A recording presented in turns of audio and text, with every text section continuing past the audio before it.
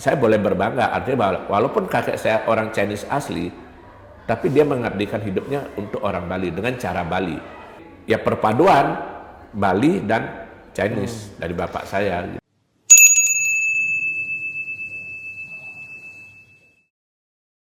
Om Swastiastu, salam rahayu pemirsa Hindu Channel. Tentu dengan topik-topik yang sudah kita tayangkan menjadi banyak pertanyaan dan banyak juga bayangan bahwa kok ini Hindu Channel tidak kekurangan narasumber dan juga tidak kekurangan ide. Itulah pentingnya kita memiliki SDM Hindu yang kreatif di bidang digitalisasi, yaitu anak-anak muda kan seperti itu. Nah, menariknya lagi yang kita amati di Bali pada saat kita berkunjung di Bali hari ini, ada seorang yang lahir di Bali, besar di Bali, dan juga berkarya di Bali. Sepertinya kayak orang Chinese gitu kan. Nah, langsung saja kita sapa beliau. Ya, takut salah namanya, Bapak Imade Adnyana. Ya, betul. Sehat. Sehat selalu. Sepertinya apa namanya sangat disibukkan berkarya di Bali. Bukan hampir lagi. Boleh dibilang ya saya jarang keluar daerah. Kalaupun keluar daerah paling ada acara, tapi kalau untuk urusan kerja atau apa di Bali memang. Balinya di Bali. Tinggal di Denpasar. Oh, di Denpasar. Tapi kalau aslinya saya dari Pupuan, Tabanan. Oh, Tabanan. Betul. Cuma sejak SMA sekolah di Denpasar dan sampai sekarang stay di sini. Kebetulan beliau ngajar di Universitas PGRI Mahadewa Indonesia. Ya, atau disingkat UPMI. UPMI. Ya, UPMI. Ngajar pendidikan anti korupsi, pendidikan kewarganegaraan, sama mata kuliah jurnalistik. Kok bisa memberikan pembelajaran kewarganegaraan? Ya, basic saya kebetulan Fakultas Hukum. Jadi sebetulnya kalau ngajar bukan cita-cita saya sebenarnya. Ya boleh dibilang ya kecelakaan gitu. Kenapa kecelakaan? Awalnya kan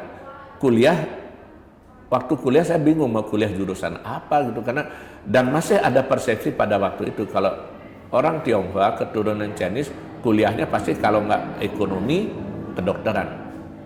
Pasti bayangannya gitu, stereotipnya gitu. Tapi saya sempat berpikir mau masuk ekonomi, tapi saya pikir saya kurang punya jiwa bisnis, maka saya pilih justru waktu itu Fakultas Hukum, Fakultas Sastra kalau nggak salah, ada dua itu, dan kemudian diterima di Fakultas Hukum.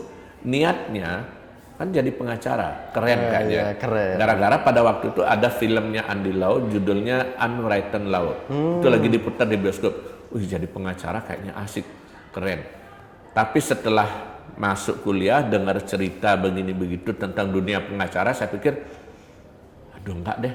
Ya. Karena ternyata jadi pengacara itu apa istilahnya harus tegaan, bermain gini itu. Saya masih ingat sekali. Di semester akhir ada mata kuliah pendidikan hukum non litigasi namanya. Dosennya hanya ngasih pertanyaan begini, kamu seorang sarjana hukum, kerja di sebuah bank, jadi lawyer bank. Yeah. Terus kemudian lawyer bank tugasnya apa? Kan berkaitan dengan perjanjian simpan pinjam, sita jaminan dan segala macam itu. Satu saat kamu dapat tugas menangani klien yang sudah jatuh tempo, tidak bisa mengembalikan pinjaman. Sita jaminannya rumah. Kamu berangkat. Sampai di sana, kamu masuk ke sebuah gang, ketemu rumah sederhana, ada bapak yang sedang sakit-sakitan dan ada 3 anak kecil yang belum makan. Pertanyaan dosen saya sederhana aja, kamu sita nggak rumah itu? Saya mikir bener, kalau berbicara hukum sudah jelas banget. Kamu minjam, jatuh tempo sekian, kamu bilang kalau nggak sanggup, kamu sita jaminan. Udah sita. Tapi ketika dibilang bahwa ada bapak yang sakit-sakitan, ada 3 anak kecil yang belum makan di sana, saya pikir, aduh kok jiwa saya lemah banget ya. Kayaknya hukum nggak cocok gitu. Akhirnya tiba-tiba saya berbelok, udah nggak jadi pengacara, jadi hakim aja. Jadi hakim menurut saya lebih keren. Tamat, saya daftar di Kejaksaan Tinggi Bali waktu itu untuk pembukaan hakim. Mungkin memang garis tangan saya, memang karmanya boleh bilang saya nggak boleh berkarya di hukum. Persis waktu itu muncul aturan baru, tinggi minimal seorang hakim 160 cm, ada persyaratan gitu. Oh gitu. Dan tinggi saya 159. Hanya gara-gara 1 cm saya nggak bisa masuk jadi hakim. Saking marahnya saya bikin surat pembaca waktu itu ke Harian Kompas, majalah Detik dan segala macam. Komplain. Ya konon alasannya katanya biar hakim itu harus berwibawa. Kalau saya bilang, apakah orang pendek nggak berwibawa? Kita lihat misalnya Hitler pendek kok, malah bisa menaklukkan dunia. Saya pikir orang Bali bilang ngambul, tapi saya bilang saya sih nggak ngambul. Saya pikir udahlah saya nggak mau repot-repot, nggak keterima jadi hakim. Dan kebetulan saya waktu dari kuliah udah mulai jadi wartawan, kerja di Bali Pos. Saya pikir udah saya nggak repot-repot, saya tekuni ini aja. Jadilah saya wartawan. Setelah saya selama saya jadi wartawan itu, beberapa kali saya sempat keliling daerah Bali ke sekolah-sekolah memberikan pelatihan jurnalistik. Basicnya dari sana. Makanya ketika saya memutuskan resign dari Bali Pos untuk mencoba mandiri, ada teman nawarin, mau ngajar nggak? Saya bilang, saya mau ngajar, tapi bidang saya. Kalau nggak berkaitan dengan hukum, enggak. Atau jurnalistik di luar itu saya nggak mau gitu. Saya bilang, nggak, ngajarnya tentang, yaitu pendidikan Pancasila, kewarganegaraan, dan belakangan ada pendidikan anti korupsi. Saya bilang, oke, kalau itu saya mau. Jadilah dosen gitu. jadi benar-benar mengalir aja. Ngalir aja. Ya. Nah, Bli kalau dipanggil ini karena tinggal di Bali dipanggil Bli, Mas, Om. Banyak panggilan. Apa aja biasanya? Kalau teman-teman yang teman-teman orang Bali, kebanyakan memang manggilnya Bli. Bli. Tetap panggilan Bli. Tapi ada juga teman-teman meskipun orang Bali manggilnya Koko. Koko ada. Nah teman yang lain ada manggil Mas juga ada. Dan lucunya lagi ketika saya jadi pembina jurnalistik di SMA, manggilnya Kak. Meskipun usia saya udah makin bertambah sampai sekarang, tetap dipanggilnya Kak. Kaatnya jadi Mas, Bli, Koko, Kak, Om ada, macam-macam panggilannya. Nah berarti hari ini Miko manggilnya siapa nih? Apa aja boleh, Pak, boleh senyamannya Miko aja. Senyamannya aja, berarti ngalir aja ya Bli ya. Betul, silakan ya. Nah terlepas dari penyampaian tadi yang dari awal, boleh nggak kalau saya ragu bahwa Bli itu lahir di Bali? Boleh nggak? Kalau ragu boleh nggak? Boleh. Boleh. Karena banyak yang nggak percaya. Satu dari mata saya. Maka ada yang bilang bahwa Pak Nena nggak usah ketawa, dia bilang. Kalau saya ketawa mata saya hilang katanya. Karena sipit. Orang bahkan ada yang pernah bilang begini, mantan pacar saya udah pernah bilang begini, bagaimanapun Pak Nena nggak bisa menghilangkan ciri Pak Nena orang Chinese, mata katanya.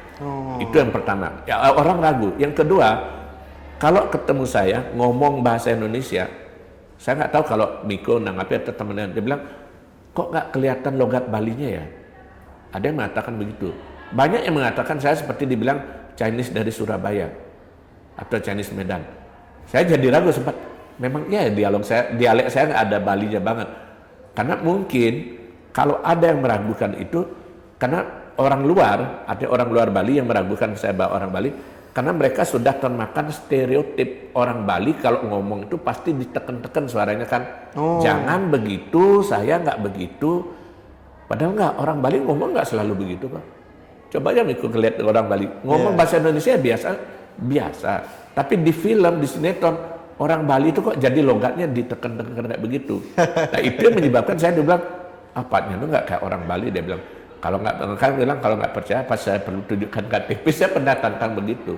Saya lahir benar-benar di Bali, di Pupuan. Orang tua? Orang tua saya dari papa dan mama saya Chinese. Tapi kalau dilihat dari garisnya, dari garis papa saya, kakek saya orang Chinese asli, nenek saya orang Bali asli. Nah kalau sejarahnya, konon katanya kakek saya merantau ke Bali. Dan yang uniknya, saya masih ingat, sampai saya SMP, kakek saya masih hidup waktu itu, kakek saya berprofesi sebagai, kalau orang bilang sebagai balian. Baliannya itu balian usada, tukang obat. Jadi kakek saya itu sebagai tabib tradisional. Jadi saya masih ingat dengan lihat kepala mata saya sendiri, di rumah itu ada pelangkiran. Jadi kalau ada orang berobat, yang membutuhkan, ya ngaturan Pejati dulu atau Canang dulu di Pelangkir, disuruh sama kakek saya sembahyang dulu. Kemudian diperiksa, lalu kemudian kakek saya keluar nyari rumput, daun-daunan atau apa. Itu kerjaan kakek saya. Jadi saya boleh berbangga, artinya walaupun kakek saya orang Chinese asli, tapi dia mengabdikan hidupnya untuk orang Bali dengan cara Bali, Balian Usada itu tadi. Nah, ketemunya dengan nenek saya baru tahu setelah besar, tahu keluarga besar saya di Gria Gede Nyalian di Kelungkung. Itu ada, itu kan keluarga besar di Kelungkung pada waktu itu ada yang merantau ke desa Tempatan di Pupuan. 2 orang bersaudara. Nah, ketemu kakek saya gitu. Salah satunya diambil jadi istri. Itu jadi ya perpaduan Bali dan Chinese dari bapak saya gitu. Nah, Bli, sebelum saya nanti mungkin ada Betul. pertanyaan poin yang agak kritis sedikit, tapi ini sebelum ke arah yang kritis nanti, apa sebenarnya yang Bli rasakan berada di lingkungan orang Hindu kan gitu? Kalau berbicara orang Bali pasti orang sudah berpikir bahwa Hindu kan gitu.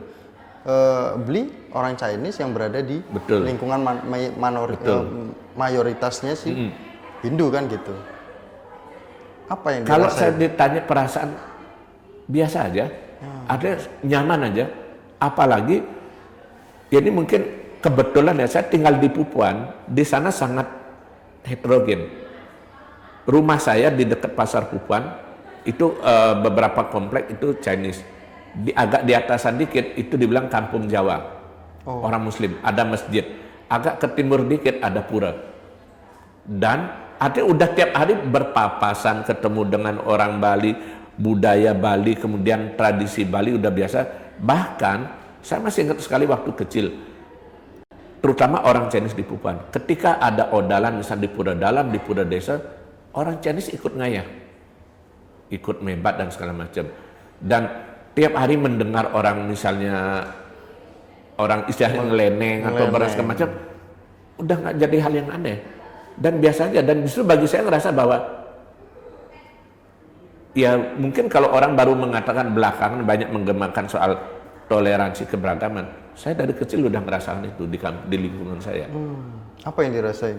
Ya itu kenyaman itu saling menerima itu. Saling Contoh menerima paling itu. sederhana dari kampus saya dulu itu misalnya, ini ya namanya anak-anak kan, ketika bilang Galungan Bendana, begitu Galungan bayangannya apa? Pasti saya berpikir, siapa ya yang pertama kali yang ngejot ya? Pasti si ini, pasti si ini. Begitu ngejot, kira-kira apanya? Kalau si ini biasanya tapenya banyak. Kalau si ini. Begitu kemudian lebaran juga, kita beda berpikir, siapa ya? Pak Haji Munir atau siapa yang duluan yang ngasih guli atau apa? Dan sebaliknya ketika Imlek, saya yang bertugas sama adik-adik saya. Ngejot kemana-mana dan segala macam. Itu saya rasakan dari kecil. Nggak ada benar istilahnya, mudah-mudahan dan sampai seterusnya juga nggak ada yang namanya apa gesekan atau apa segala macam, nggak. Pura dan masjid berdekatan. Udah mengalir aja. Itu yang saya rasakan di kampung dulu. Nah, kalau soal tadi mumpung saya nyambung dikit ya soal selain tadi kalau soal nanya Chinese itu, orang juga nanya. Pernah. Soal nama. Karena misalnya saya ketika diundang ke sekolah, itu sering kali waktu ke sekolah, jadi pembicara jurnalistik, pembicaranya Imade Adnyana SH. Begitu saya datang, tampil, orang kayak nggak percaya, kok kayak Chinese ya? Saya bilang, what's wrong? Ada yang salah nggak? Bapak, Pak Made Adnyana? Iya benar. Karena memang di keluarga saya, boleh dicek, dari bapak saya, lahir itu dikasih namanya nama Bali. Bapak saya Iputu Switra, adiknya Swartake, terus kemudian siapa lagi? Semuanya Bali. Di kakak saya yang paling pernah Putu Hardana, Made Hendra Kusuma, Nyoman Minawati, Ketut Hernawati, Iputu Heri, Made Adnyana, semuanya Balinis. Ada yang makanya sampai ketika ketemu dengan, ketika saya sekolah di Denpasar, ketemu dengan Chinese, dia nanya, nama Mandarin kamu siapa?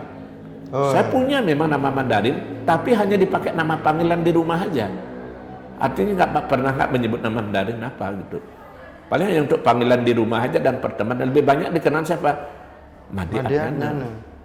bukan sia-siang. Orang nggak tahu, gitu. Jadi ya memang Balinis gitu. Ini bukan maksudnya gini. Kalau saya cerita ini bukan berarti saya melebihkan agar saya bisa diterima lingkungan, enggak. Memang faktanya begitu. Itulah yang ditakutkan Bli, mohon maaf ini mungkin pertanyaan yang secara otomatis sering berkeliaran di media sosial atau di WhatsApp. Hati-hati umat Hindu yang ada di Bali.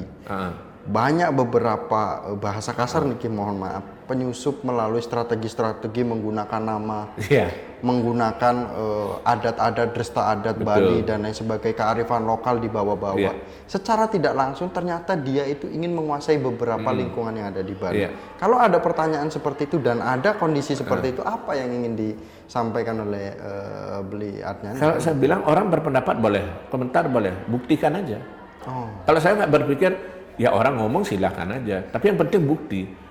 Kalau saya bukti, artinya gini, kenapa saya bilang buktikan begitu? Mungkin memang ada yang begitu seperti itu. Tapi kalau diragukan ke begitu, misalnya bahkan saya bilang, saya masih pegang surat kenal lahir saya, dulu ada terakhir, ada. Saya punya kakak tiri, Putu Chandra Bawa, lengkap. Jadi bukan karena artinya bahwa ibaratnya orang ya mungkin ini karena kadang-kadang, nggak 100%, kadang-kadang kan karena kita sering nonton film, baca buku, pikiran kita tuh udah kayak tegang banget. Wah nanti ada misi begini, ada intelijen segala macam. Kadang-kadang kita terlalu berlebihan. Padahal nyatanya nggak gitu-gitu juga kok, itu artinya bahwa ya memang kan ada kalau dilihat dari sejarahnya, ketika masa setelah Orde Lama kalau saya itu kan memang ada tidak boleh menggunakan nama asing. Semua diganti jadi nama Indonesia. Memang ada beberapa dulunya namanya Chinese diubah jadi nama Bali.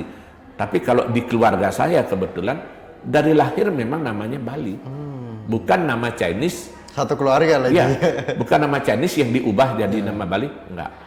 Barangkali kalau teman-teman Chinese di Jawa, di atau lain mungkin banyak yang begitu. Awalnya namanya Chinese kemudian diubah jadi nama Jawa. Tapi kalau di rumah saya kebetulan ya memang dari lahirnya nama Bali. Saya penasaran boleh bertanya juga. Seberapa jauh Bli Adnan ini memahami tentang simbol-simbol yang dimaksud adalah kenapa sih orang Hindu dan orang Buddha itu menyembah patung, menyembah berhala dan lain sebagainya. Seberapa pemahaman Bli Adnan apalagi berada di lingkungan Bali kan seperti itu. Ini kalau saya ingat persis betul. Saya lupa Bante atau bisu siapa yang menjelaskan itu ya.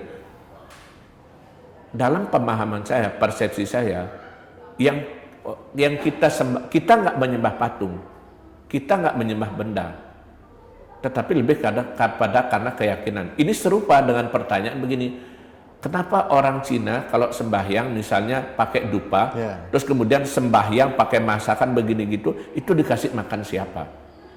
Ada orang yang mengatakan kayak begini, bahkan meledek. Saya ingat waktu kecil begini, kamu sembahyang untuk leluhur kamu pakai daging ini, memang leluhur kamu akan datang makan itu? Enggak kan? Toh kamu juga yang akan makan. Saya ketawa aja. Ya itu pemahaman kamu. Kalau saya berpikir, ini kan masalah pikiran. Artinya sama kayak begini. Di rumah saya ada altar Buddha ada. Saya pasang altar Buddha ada. Untuk apa? Bukan Budanya itu yang saya aja.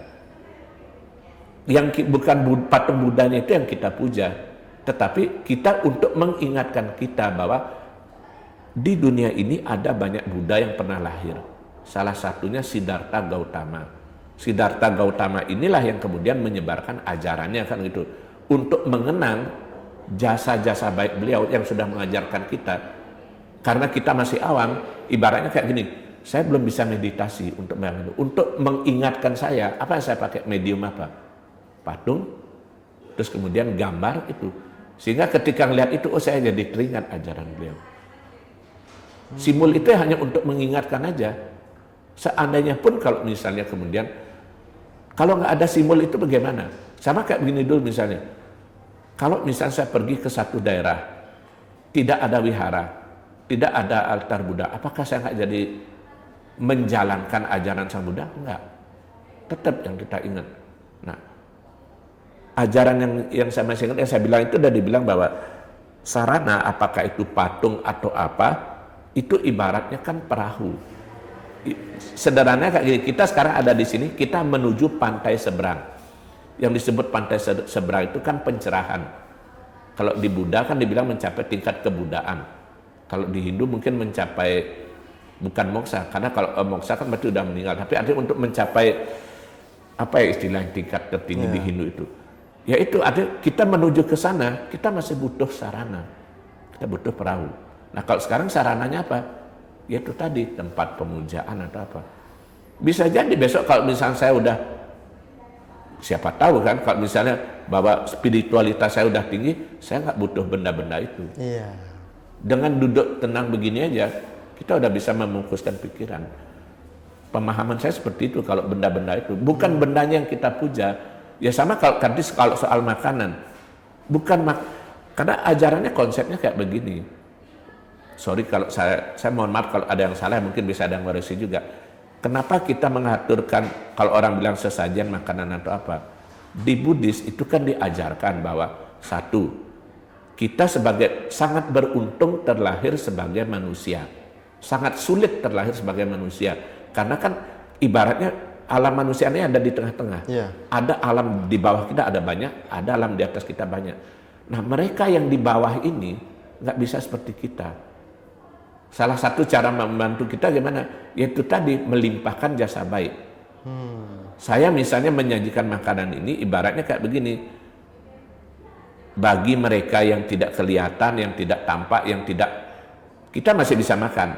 Tapi kan ada makhluk tertentu yang nggak, siapa yang ngasih makan atau apa? Ya mungkin kalau di Hindu sama seperti orang mesegahan. Iya, mesegahan. Nah kita kasih.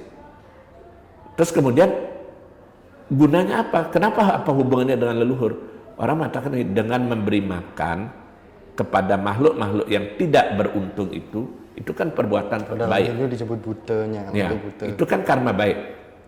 Buah dari karma baik itu juga kita limpahkan kepada leluhur kita. Ya, leluhur. Untuk membantu, mempercepat, ya ibaratnya orang mengatakan proses mereka naik. Atau ibaratnya ini bahwa misalnya mungkin ada yang belum beruntung misalnya bisa terlahir di alam berbahagia. Tapi dengan kita melakukan perbuatan baik, itu mengkondisikan, membuat mereka senang. Oh ternyata keluarga kita, keturunan kita mengingat kita. Dengan limpahan jasa baik itu akan mempercepat proses dia untuk bisa tunimba lahir lagi. Kan begitu. Jadi bukan artinya bahwa kita mempersembahkan ini, ya kalau orang konyol, kamu sembahyang, nanti kamu juga yang makan. Ada yang meledek begitu. Ya kalau begitu nggak ada orang yang maturan dong. Iya. Itu. Jadi itu kalau saya pemahaman tentang simbol-simbol itu ya seperti itu. Dan sehingga orang yang berada dan hadir ke Bali dia merasakan kenyamanan. Betul. Karena di dalam Hindu itu juga kan pernah kita diskusi dengan narasumber sebelumnya. Ya. Cobalah ketika dari luar Bali, rasakan di luar Bali, hadir ke Bali, itu dia akan merasakan karena di dalam Hindu itu di Bali itu menerapkan Trihita Karana. Hubungan manusia dengan manusianya sangat erat sekali. Dengan alam apalagi di setiap pinggir-pinggir di depan halaman dia menerapkan itu. Nah, hubungan manusia dengan Tuhan setiap hari, setiap waktu, setiap detik dilakukan. Saya kan beberapa kali keluar daerah. Bukan berarti, sekali lagi biar keliru yang menanggapi, bukan berarti saya bilang daerah lain nggak bagus. Saya pergi misalnya pernah ke Jawa, ke Surabaya, pernah ke Malang dan segala macam, terus ke Kalimantan pernah. Begitu pulang ke Bali, begitu menginjakkan kaki di Bali, perasaan hati itu beda. Kayak plong itu. gitu. Sekali lagi bukan berarti daerah lain nggak tenang, tetapi ada getaran yang berbeda memang. Gitu.